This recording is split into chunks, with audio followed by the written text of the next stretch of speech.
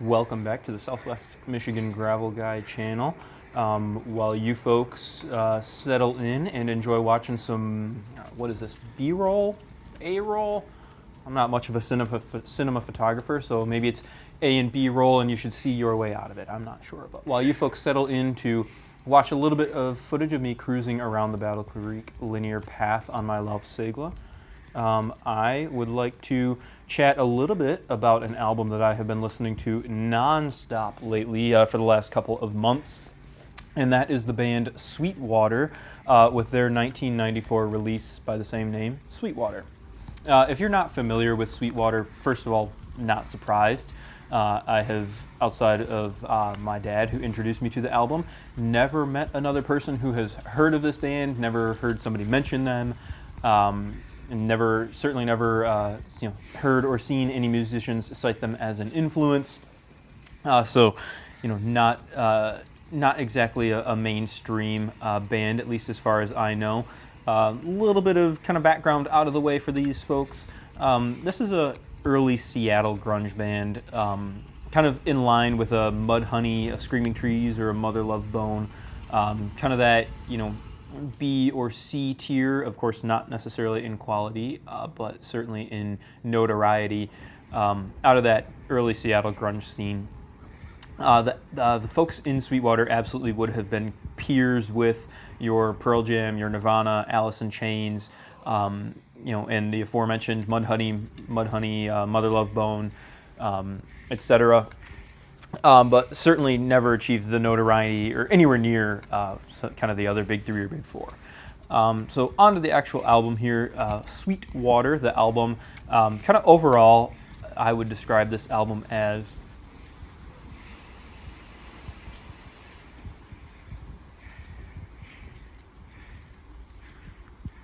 consistent and concise, and it feels like it's in the driver's seat sonically.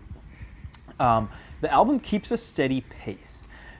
Overall, kind of broadly speaking, the tracks are somewhat formulaic, and I don't mean that in a negative way, but they generally feature really strong kind of driven guitars and riffs that, broadly speaking, feel more in line with kind of a mid-'80s metal band than your more typical grunge. Some songs have kind of these licks or riffs really reminiscent of Dio. There's a track on here that really reminds me of Holy Diver with its riff.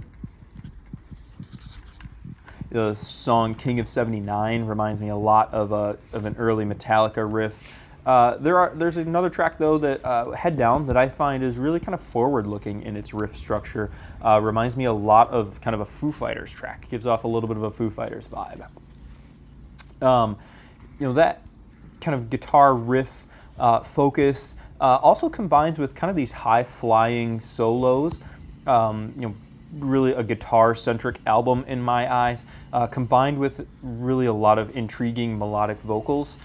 In my eye, again, kind of make for a really unique listen, and an album that stands out amongst a lot of its peers. If you compare this album to Mother Love Bone, for example, a Mudhoney, even some Screaming Trees work, I think this is a much more consistent album than a lot of those bands delivered. A lot of tracks, as I mentioned, kind of a formulaic approach. Whether that is good or bad is certainly in the eye of the beholder, but a lot of tracks have kind of this harder intro to kind of introduce the specific riff or idea of the song sonically. And then they tend to blend into a more kind of melodic, shoegazy almost vibe lyrically. The example I would use for that is the song Head Down, aforementioned for having kind of that Foo Fighters vibe. There's really some unique songs on here. Sleep is a little bit of an interesting track. It's kind of this funky, has a lot of driving bass. And it combines this kind of bass funk with these kind of, again, shoegazy, kind of buttery, cigarette smoke-filled, layered vocals for a really unique track. The song King of 79 tells a pretty neat story in a lot of ways, but also has just really aggressive driving riffs that is just a cool listen, keeps you moving. The song Losing is one of the heavier ones on the album, with another kind of set of lyrics that tell a story in a way that, at least to my ear, the rest of the album doesn't tend to. One of my favorites on the album is probably the song Like a Child. Really standout song to me. It starts kind of slow and low. It's a little less in your face right off the bat than most of the other tracks, but builds really aggressively and features this kind of unique talk box style backing vocals later in the track that just give it a really neat feel. So overall for me, again, this album is a consistent, concise piece. It very much feels like it's in the driver's seat sonically. It keeps a great pace. And I would kind of describe this album as feeling like it has these kind of buttery, shoegazy, ethereal, kind of wispy vocals, combined with these solos that are kind of like a great white house of broken love. It's simultaneously high-flying, but also kind of just feels like, you know, the embodiment of like a cigarette smoke-filled room, a really kind of unique feeling.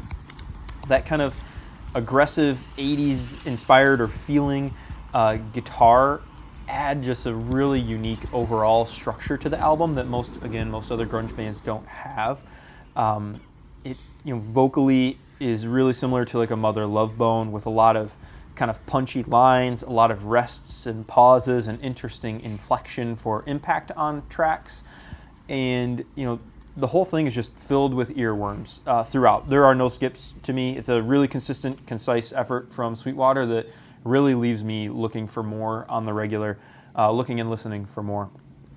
Overall, in my eye, this album is an easy, probably 7.8, if not higher, with a really great track list that you just couldn't recommend enough. So if you are familiar with the band Sweetwater, if you've heard of this album, I'd love to hear from you. I'd love to hear how you heard of the band, what you think of this album, if you've listened to any of their other work, and if you feel like that also is worth listening to. I've never listened to anything else by the band, though it appears they have a fairly broad catalog. So would love to hear from you with your thoughts on Sweetwater and their 1994 release, Sweetwater. Thanks.